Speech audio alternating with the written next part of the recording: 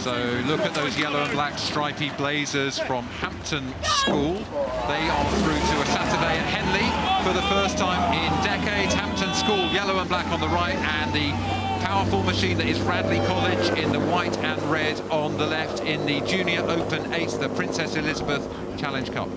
This is going to be another race where we are going to see crews who have been sparring all season matching up once again. These guys have been racing on and off. The last time they really raced each other was at Nat Schools, where Radley came second, Hampton came fourth, but Hampton this week have been looking really on top form. Look, Zoe, you need to keep me honest because I'm a Hampton guy and I raced for Hampton here some decades ago. But I do think that we need to pay a lot of attention to the start phase. Both very powerful crews. I thought Hampton a couple of days ago against the Australians from St Ignatius really flew off the blocks.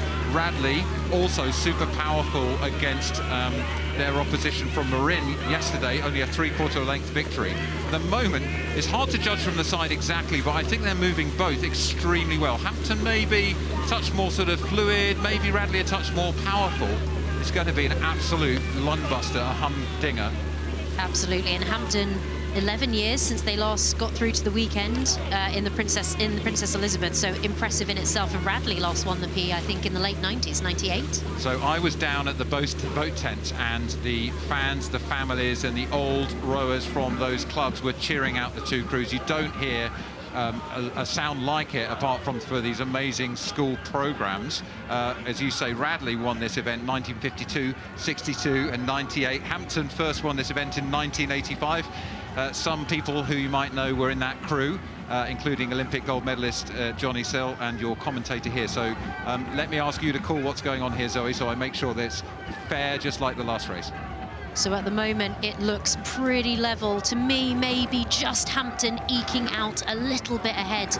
Those Hampton boys, they really dug deep yesterday, St Edwards, and they're going to have to do that again to overturn Radley today. Yeah, so one of the questions here is recovery, I think. They both had pretty damn tough races in a strong headwind. We just saw Shiplake in the other side of the semi-final defeat St Paul, so Shiplake are the opposition these guys want to face. Look at it this. Really is, dead well, level. Stroke for stroke, seat Absolutely. for seat, dead level. And Matt, I think it's really interesting what you said about seeing all the people on the bank supporting them out.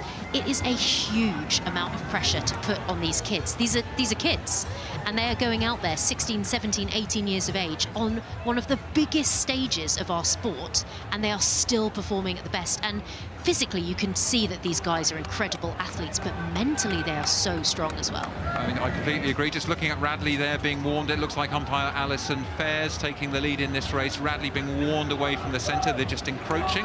When the opposition's being warned, what happens to the Cox? What's she going to be, or what's the Hampton Cox they're going to be saying? That is Ben Knight in the Cox's seat, only 16 years old. I think the most important thing is that the umpire sees you respond. There's no point being warned and warned and warned and not responding. They need to see you taking action, but one of the hardest things is, and this is why you need to have a good relationship with your stroke seat, sometimes you can't hear it.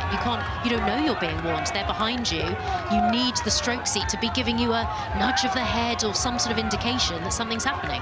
Well, what's happening right now is Radley are being warned by Alison Fairs for a second time to move across. I was saying Ben in the Hampton Cox's seat is going to be calling his crew to take an advantage. Very aggressive attacking. I think Hampton just starting to have a bit of an edge. The beautiful bow pair there of George Buckingham and Phil Crawshaw, really efficient movers setting up that Hampton boat. They've taken a seat, they're taking another seat. This is a big move for Hampton as they come past Remenham Club. The Remenham Roar, their neighbours on the river from Molesey, will be at the forefront of that boathouse as they come past through here. Now it's up to Radley to answer that question. Looks like that flag is twitching again. Another warning possibly coming here. Looks like to me both crews really coming together. Oh, and it's Radley again being warned back over into their station. Now Hampton, you've got to be careful. Don't try and encroach. Don't try and get over there. Just stay in a straight line. Give your crew the best chance of a clean row and attack whilst Radley have the rudder on, because it acts as a brake. That's how the rudder works. Acts as a brake, but Radley have still got pace despite that brake celebrate going on a couple of times in response to the umpire's flag. You said, you know, very young athletes, but one of the wonderful things about Henley is the junior racing program here is so motivating and so inspiring to athletes, and they want to come and they want to race here. So for each person in these crews, there's an army of people behind them as Radley responds strongly to Hampton. This is going to go to the wire. I think Radley have come back maybe a seat or so. Hard to judge from this angle. The enclosures, well, people are getting to their feet now to see who's going to be first through.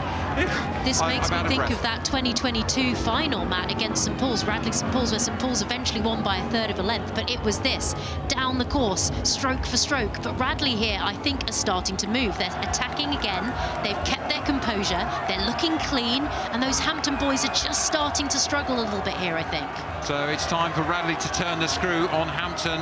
Hector Scott Plummer, 17 years of age, won the national schools twice in the stroke seat of the Radley crew, knows how to race, but also in the centre of that Hampton boat, we've got the world champion, Harry Oliver, boat club captain, a real leader, and somebody who sets the tone. But Radley have really moved here. I think Hampton are struggling to respond. They're going to run out of track. They had their noses in front, but it's the young men of Radley, as we've seen before, in semi-finals day. They know how to do this. Unbelievable move from Radley down the enclosures with the roars of that crowd to push themselves full length ahead of Hampton now.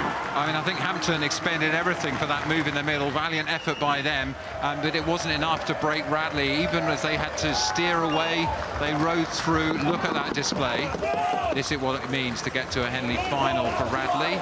For the first time in over a decade, Hampton appear on Saturday in semi-finals day. That programme is on the rise under Josh Butler, but today it's Radley's day. They'll be up against Shiplake in the final of the Princess Elizabeth Challenge Cup tomorrow.